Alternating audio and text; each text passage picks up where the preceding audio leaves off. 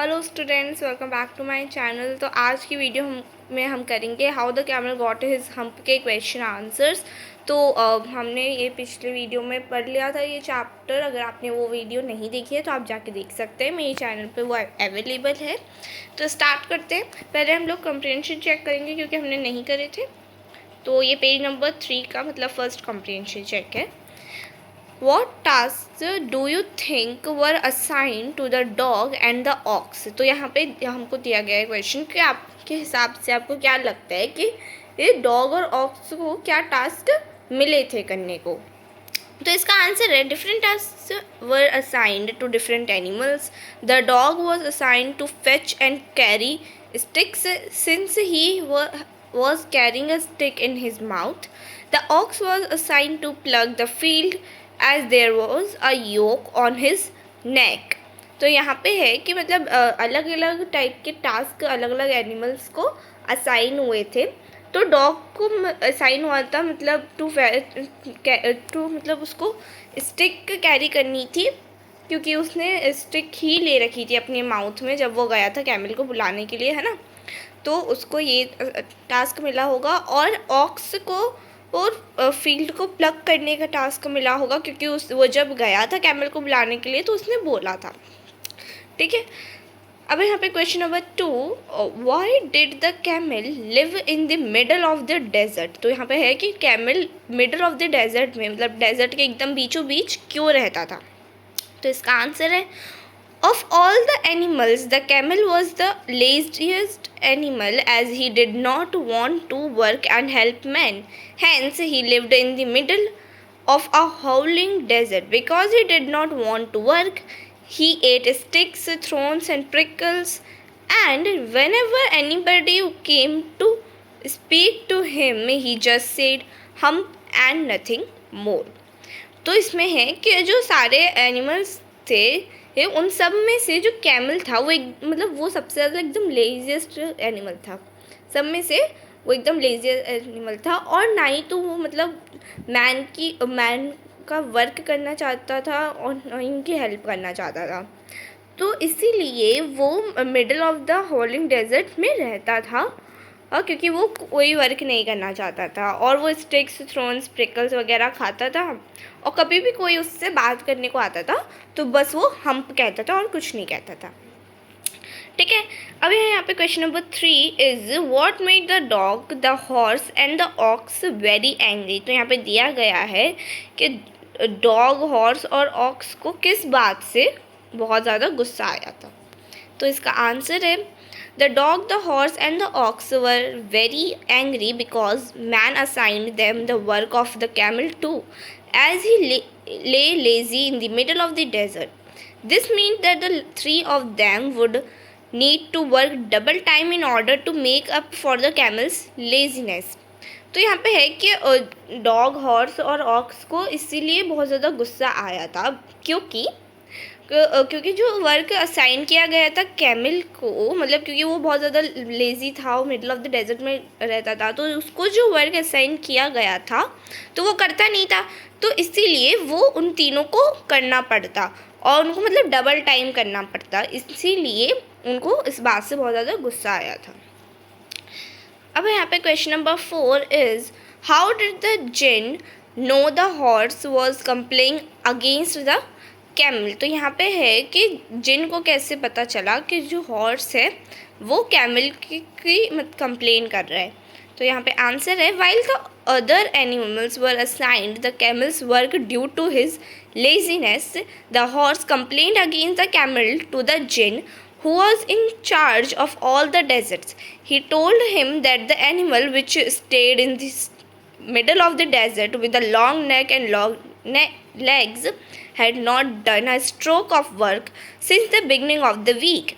Hearing this, the jinn instantly understood the horse was referring to the camel for his idleness, who was not helping them in work.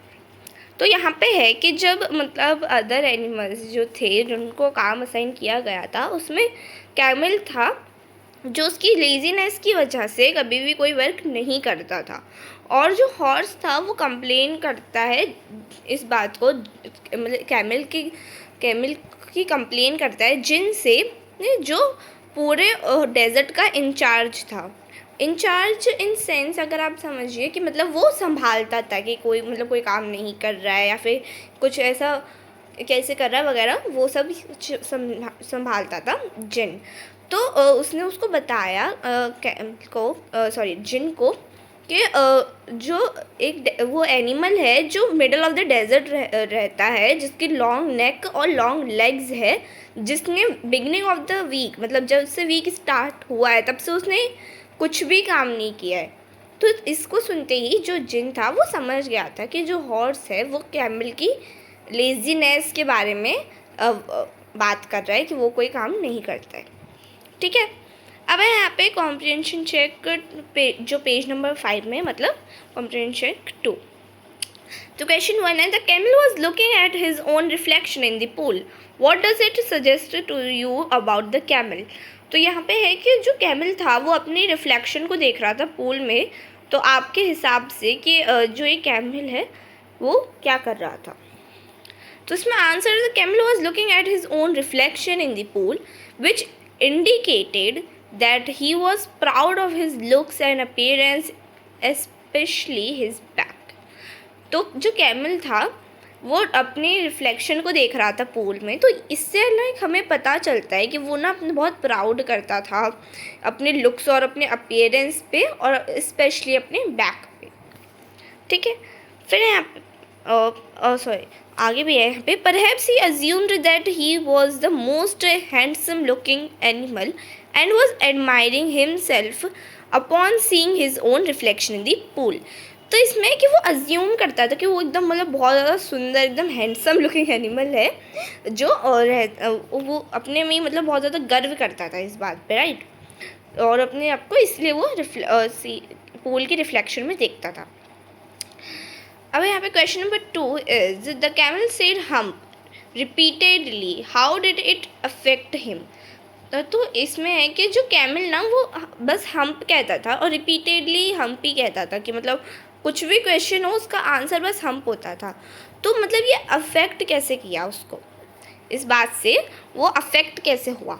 तो इसका answer है, the djinn was trying hard to remind the camel about his work which the lazy animal avoided due to his idleness. The camel kept saying hump again and again in a repetitive tone which annoyed the jinn. In no time, the camel's back puffed up into a huge hump for repeating the word hump over again and not performing the task assigned to him. तो यहाँ पे है तो जब जिन उसको समझाने गया था कि भाई तुम अपना वर्क क्यों नहीं कर रहे हो, कैमल को वो उसकी मतलब उसकी लेजीनेस के बारे में, तुम अपनी लेजीनेस की वजह से कोई भी वर्क नहीं कर रहे हो, अपना वर्क अवॉइड कर रहे हो, तो वो क्यों कर रहे हो। तो तब ना कैमल उसकी बातों का कुछ आंसर नहीं दे रहा था, बस हम्प कहा जा रहा था, मतलब वो बार बार हम्प हम्प कह रहा था, रिपीटेडली कह रहा था। तो भाई अब इंसान एक लिमिट तक ही सुनता है, उसके बाद तो अनॉय हो जाता है ना भाई कि बार बार हम्प ही कह रहा है। तो इसीलिए जो जिन था वो बहुत अनॉय हो गया था। तो फिर इसीलिए कि जो कैमल है तो फिर जिन ने क्या किया कि उसकी कैमल ना पफ उसकी जो कैमल की बैक थी वो पफ होने लगी और बहुत ह्यूज हम्प में वो कन्वर्ट हो गई। तो इस वजह से तो जो बार बार वो हम्प कहता था तो वो इस तरह से उसको अफेक्ट किया था कि अब कहो तुम हम्प, ठीक है, अब तुम्हारे बैक पे एक बड़ी सी हम्प आ गई है, वैसे अफेक्ट किया था उसको। अब यहाँ पे question number 3 is, what according to the djinn was the use of the hump. तो यहाँ पे है कि अकॉर्डिंग टू द जिन तो जो हम्प का क्या यूज़ था। तो आंसर है यहाँ पे, according to the djinn the camel missed his daily work for 3 continuous days. Hence he said that the camel would be able to perform his task for 3 days without eating. The hump on his back would help him to store food and use the energy derived from it without eating food and work for a longer period. तो यहाँ पे है कि जो जिन के point of view से मतलब according to the djinn like जिनके हिसाब से तो जो कैमल था उसने like 3 days of continuous 3 days का वर्क उसने लीव कर दिया था, उसने मिस कर दिया था। तो उसने कहा था कि उसने कहा था उसने कैमल से कि तुम अपना जो ये टास्क कर रहे हो 3 days का वो विदाउट ईटिंग करोगे, मतलब बिना खाए तुम कुछ भी ये काम करोगे अपना 3 days तक, आगे के 3 दिनों तक बिना खाए तुम काम करोगे।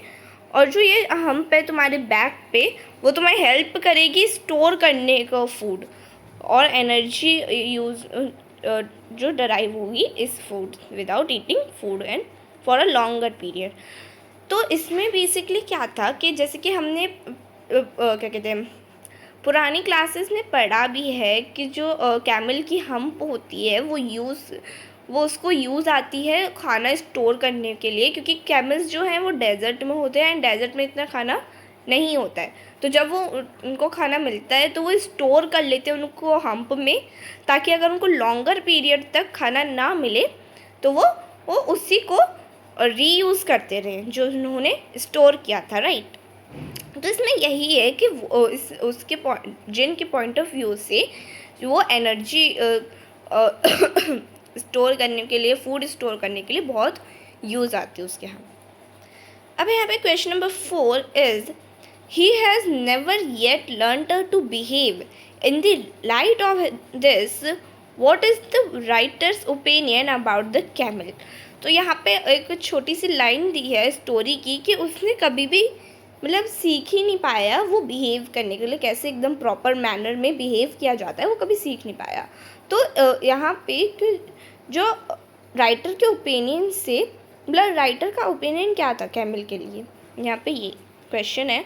तो इसका आंसर है as per the writer the camel is a very lazy animal which loves sitting idle and avoids doing work all day. He would spend eating sticks, thorns and prickles. However, after he got the hump, the jinn asked him to go out of the desert and help the other 3 animals, horse, ox and dog, and also behave like others while working. It was due to his laziness and that he missed performing tasks for 3 days. The jinn told him that his hump would help him to store food and use the energy derived from it without eating food. It would also help him to finish the pending work and he would continue carrying the hump and living in the desert forever. तो यहाँ पे है कि देखो writer के उससे जो camel था वो बहुत ही ज़्यादा लेज़ी एनिमल था, हाँ, जो बिल्कुल मतलब उसको पसंद नहीं था, जिसको काम करना बिल्कुल पसंद नहीं था, वो वैसा एनिमल था। और वो पूरे दिन स्पेंड कर देता था स्टिक थ्रोन्स और प्रिकल्स खाते खाते, वो पूरा दिन ऐसे ही स्पेंड कर देता था। और मतलब सॉरी तो वो ऐसे ही मतलब कैसे हुई उसको एक हम्प मिली। तो जब वो जिन ने उसके कहा उससे कि जाओ तुम अब डेजर्ट में और हेल्प करो उन 3 एनिमल्स की, हॉर्स, ऑक्स एंड डॉग की, और आल्सो उससे बिहेव करो अदर्स लाइक वाइल्ड वर्किंग, उनसे बिहेव करो। तो जो तो उसकी जो लेजीनेस थी जिससे उसने वो 3 days मिस कर दिए थे अपने काम की, तो जो जिन था उसने उसको कहा था कि जो ये हम्प है वो तुम्हें हेल्प करेगी फूड स्टोर करने के लिए, एनर्जी जिससे तुम्हें मिल सकती है बाद में अगर तुम्हें ना मिले लॉन्गर टाइम तक फूड। तो इट विल आल्सो मतलब उसको हेल्प करता है कि ताकि वो अपना पेंडिंग वर्क पूरा कर ले, तो इसीलिए वो कंटिन्यूस कर ले अपनी हम्प को। अब यहाँ पे एक्सरसाइज के questions, discuss the following topics in your group. तो can this story be factually true. तो यहाँ पे है क्वेश्चन नंबर 1 यहाँ पे है कि क्या ये स्टोरी फैक्चुअली ट्रू हो सकती है। फैक्चुअली ट्रू मतलब ये फैक्ट हो सकता है कि ऐसे ही कैमल्स को अपनी हम्प मिली जो उनके बैक पे होती है, तो क्या ये वैसे ट्रू हो सकती है। तो इसका आंसर है no, it is not a factually true story, it is an imaginative tape. Yes, क्योंकि मैंने आपको कहा था कि ये एक इमेजिनेशन के ऊपर होती है, जो राइटर के मन में आया और उन्होंने लिख दिया। देखो बहुत सारी स्टोरीज़ होती हैं जिसमें आपको बताया था पिछली वीडियो में, वो रियल होती है एंड बहुत सारी होती हैं जो इमेजिनेशन के थ्रू पढ़ते हैं। जो हम लोग कार्टून्स वगैरह देखते हैं वो सारी इमेजिनेशंस जो होती हैं वो सारी होती हैं इन स्टोरी में। तो यहाँ पे यही दे रखा है कि ये फैक्चुअली ट्रू स्टोरी नहीं है, ये एक इमेजिनेटिव टेल है। ओके अब यहाँ पे question number 2 is what according to you is the story about, consider the following. तो आपके हिसाब से जो स्टोरी थी वो किस चीज़ के बारे में थी। तो यहाँ पे ऑप्शन दिए हैं हमें, how the world begin, why everyone should do his or her share of work seriously, how animals are important to humans, how the camel got his hump. तो यहाँ पे है इसका answer, how the camel got his hump. Okay इस चीज़ के बारे में थी स्टोरी। अब यहाँ पे question number 3 is what did you do over the weekend, were you generally active or idle, please check your back before starting to discuss or answer the question। तो यहाँ पे एक बहुत फनी सा आंसर दिया गया, सॉरी क्वेश्चन दिया गया है कि आप वीकेंड्स में मतलब क्या करते हो बेसिकली। वैसे आज भी वीकेंड है और आज मैं वीडियो शूट कर रही हूँ एक तरीके से, तो एक टाइप ऑफ वर्क है। तो यहाँ पे दिया गया है कि आप वीकेंड्स में क्या करते हो, आप जनरली एक्टिव होते हो या फिर आप बहुत लेज़ी, मतलब ऐसे कोई काम वाम नहीं करते ना, तो बस बेड पे पड़े रहते हो। और अपना बैग को आप चेक कर लेना कोई भी आंसर को देने से पहले और डिस्कस करने के से पहले इस क्वेश्चन को इसमें दिया गया है। तो इसका आंसर है, the last weekend I woke up at 8 AM and did some physical exercise in the morning, I help my mother in doing the household chores, in the evening I played badminton with my sister, overall I spent my weekend in an active manner, yes I have checked my bag and there is no hump। तो यहाँ पे मैंने अपने बारे में लिखा है, आप अपने हिसाब से कुछ भी लिख सकते हो, whatever you do in weekend, so whatever you want to do much more for next weekend. और जैसे कि आज वीकेंड है तो आपने आज क्या किया वैसे आप इसमें लिख सकते हो। अब यहाँ पे question number 4 is there are broadly 2 categories of workers, those who prefer to do today what they can do tomorrow and those who prefer to do tomorrow what they can do today, where do you belong। तो यहाँ पे है कि मतलब workers में ना 2 categories होती हैं। एक तो वो होते हैं जो मतलब सोचते हैं कि कल करे सो आज कर, वो आपने कहावत सुनी होगी कि कल करे सो आज कर, आज करे सो वैसे वाले होते हैं। और कुछ होते हैं कि नहीं यार आज क्या करना कल करते हैं, और फिर उनका कल कभी नहीं आता। तो आप किससे बिलोंग करते हो। तो आई जेन्युइनली से कि I belong to the first category of workers, because मैं अपना काम मतलब आज के रेट में ही पूरा करना अच्छा समझती हूँ, क्योंकि कल करते हैं अगर हम लोग तो वो काम डबल हो जाता है, राइट। इन एक एग्ज़ाम्पल, अगर मैं अपना एग्ज़ाम्पल दूँ, अगर मैं आज स्कूल गई हूँ और मेरे को वहाँ पे कोई भी ऐसा काम दिया गया है एंड देयर वाज और मैम ने कहा है कि इसको मैं परसों चेक करूँगी, अब मैंने उसके प्रेशर में नहीं आके भाई ये तो परसों चेक होगा तो फिर क्या ही करना आज, तो मैं वो नहीं करती हूँ, मैं उसको आज ही कर देती हूँ, क्योंकि अगले दिन तक वो बहुत डबल हो जाएगा, ठीक है। तो वो डबल हो गया तो आपको बहुत सारा करना पड़ेगा, इसलिए उसको आज ही ख़त्म करके आज ही रखो, ठीक है। तो यही होता है, इसमें आप अपने हिसाब से लिख सकते हैं। सो स्टूडेंट्स यहीं तक थे आपके ये क्वेश्चन आंसर्स, या आपका चैप्टर पूरा हो गया है इसका मैं आपको एक्सप्लेन भी कर दिया, अब ये क्वेश्चन आंसर्स भी हो गए हैं इसके। Please like my video, share with your friends to help them also, and subscribe my channel. Thank you so much for watching, bye bye.